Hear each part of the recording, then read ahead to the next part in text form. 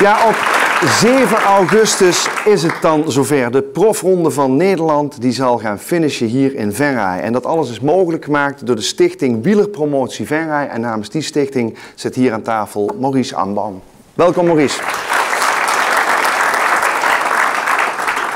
Ja Maurice, 7 augustus, wat gaat er dan precies gebeuren hier in Venray? 7 augustus wordt het best druk in Venray. Het is kermis, dat is het al druk. En de eerste etappe van de wielerkoers, de profkoers in Nederland en België, dus 2 landen, die finisht die dag. Die start in Breda 's ochtends en 's middags finisht die in Venray. En dan komen ook enkele tienduizenden mensen op af. Dus die dag is het heel druk met sport, entertainment en die beelden gaan de hele wereld over. Ja, en waar is die finishlijn straks getrokken voor de mensen die daar de allerbeste plekken willen hebben? Nou, die finishlijn die ligt op de Noordsingel, ter hoogte ongeveer van het Annapark. De streep moet nog precies getrokken worden, maar... Mensen die een goede plek willen hebben, die weten in ieder geval waar ze ongeveer moeten gaan staan. Ja.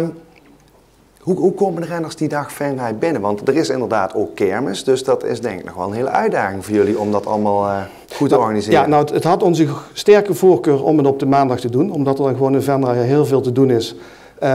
En je weet dat wielerkoersen worden vaak vanuit de lucht gefilmd. Nou, als je dan vanuit de lucht een heel bruisend centrum hebt met heel veel mensen, met amusement en die beelden gaan dan eigenlijk de hele wereld over. Dat is natuurlijk fantastische promotie voor Venray. Het heeft ook consequenties, want de etappe kan dan ook niet in het centrum van Venray finishen, want dat was natuurlijk wel de bedoeling, want daar is de kermis. En de etappe start in Breda, dat betekent dat ze via de Brabantse kant richting IJsselstein eigenlijk een beetje Venray binnenkomen. Ja. Dan naar de Noordsingel en daarna nog 2 plaatselijke ronden van 1 kilometer of 20 rijden. En dan finish je in dus Venray. ze komen ook nog vaker Ze komen een aantal keren langs, ja. Dus de mensen kunnen de renners goed zien, zeg maar. Absoluut. Gaaf. Ja, en de kermisexploitant, hoe reageren die dan? Die zeggen dankjewel dat je dit doet voor ons? Of, Nou, daar gaan we nog mee in gesprek natuurlijk. Ja. Want wij brengen ze inderdaad iets extra's. Niet zozeer voor de kermis, want de kermis is natuurlijk al een begrip in Venray. Maar wij gokken er ook op dat de mensen 's middags die op de kermis zijn, even de moeite nemen om 's middags te gaan kijken naar wielrennen. Zodat het ook daar heel druk is. En dat de mensen die dag een leuke dag Venray meemaken, kermis en een finish van een profwielerwedstrijd. Dat belooft wat. Maar waarom wil Venray überhaupt gastheer zijn? Wat is daar zo aantrekkelijk aan? Nou, Venray heeft geen bergen of zoiets, maar Venray is wel echt een wielergemeente. Ja. Als je kijkt naar de gemeenten in deze provincie, dan heeft Venray 2 profielrenners. Mike Teunissen en Wout Poels. Daarnaast heeft Venray heel veel verenigingen die met wielrennen bezig zijn, waar heel veel mensen fietsen. Venray is een prachtige omgeving in te fietsen. Dus eigenlijk overal kun je een vinkje zetten.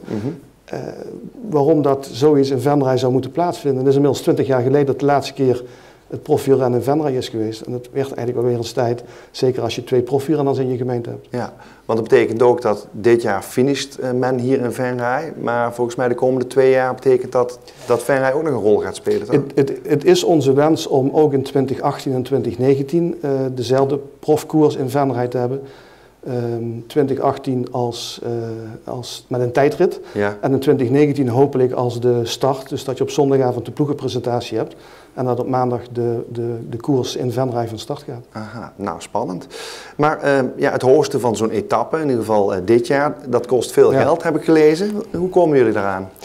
Ja, dat vragen we ons ook wel eens af. Ja, de mensen beginnen al te lachen hier. Ja. Nee, het is een enorme operatie, want het is echt een circus dat in Venray neerstrijkt. Helaas zitten we in een situatie dat we in de wereld allerlei dingen hebben meegemaakt die vragen dat we extra veiligheidsmaatregelen moeten nemen. Je moet ook een aardig bedrag betalen om een wedstrijd te mogen hosten. En de gemeente en de steden staan in de rij om start- of finishplaats te zijn. Nou, dat geld krijgen we op de eerste plaats een fantastische partner hebben in de gemeente Venray. Zonder die gemeente Venray was dit volstrekt onmogelijk geweest. De provincie Limburg steunt ons. En daarnaast hebben we heel erg hard het bedrijfsleven genomen, het lokale bedrijfsleven. En vandaar dat we ook allerlei pakketten en mogelijkheden hebben ontwikkeld. En sponsorinformatie ligt al mooi op de tafel. Laten we nu toch net een avond hebben dat hier heel veel ondernemers zitten. Nou, ik had al zo'n idee. Waarom is het voor die mensen nou dadelijk interessant om hier iets mee te doen? Wat bied je ze? Ja, ik had al zo'n idee toen ik binnenkwam. Ik denk dat kan geen toeval zijn. Nee, wat we ze bieden is, wielersport is een sport die voor iedereen toegankelijk moet zijn. Ik bedoel, er wordt geen entree gevraagd. Mensen kunnen gratis komen kijken. En we hebben ook bij de samenstelling van arrangementen gekeken van nou, je kunt voor €190 kun je als bedrijf al het profwielrennen van dichtbij meemaken en beleven. En zo bouwt je dat op naarmate wat je wilt en wat je wenst. En dat kan gaan van spandoeken die je kunt laten zien tot allerlei uitingen die je tijdens de wedstrijd in beeld kunt brengen. En ja, dit is een wedstrijd die wordt in binnen- en buitenland live uitgezonden. Dus betekent dat dat een enorme impact heeft dat als je participeert in die wedstrijd. Ja. Dus als er bedrijven zijn die interesse hebben om te sponsoren, dan zijn ze in ieder geval gegarandeerd van en een fantastische wedstrijd, entertainment, maar ook heel veel aandacht. Ja. Dus ik neem aan dat jullie ook zelf actief naar die bedrijven toe gaan. Maar mocht je er nog één missen, ze kunnen ook contact opnemen met de Stichting Wielerpromotie. Heel graag. Heel graag. Nou, dat is bij deze dan gezegd.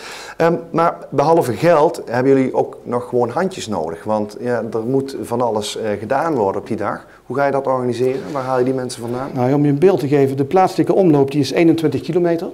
Maar die moet bij iedere afrit moet daar iemand staan die het verkeer in de gaten houdt.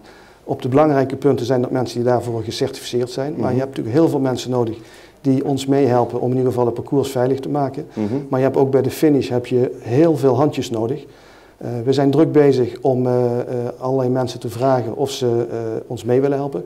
Gelukkig komen er ook steeds meer verenigingen die aangeven van wij willen best iets doen. En wij willen met die vereniging ook kijken dat als zij ons meehelpen of wij misschien iets terug kunnen doen voor de verenigingskas. Ja.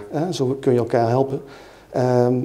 Nou, en we hebben altijd mensen nodig. Dus of je nu met een vlag bij een weg wilt staan, of je wilt meehelpen in de catering, of je wilt bij een evenement een andere rol vervullen, ga naar de website, spreek ons aan, spreek de bestuur aan.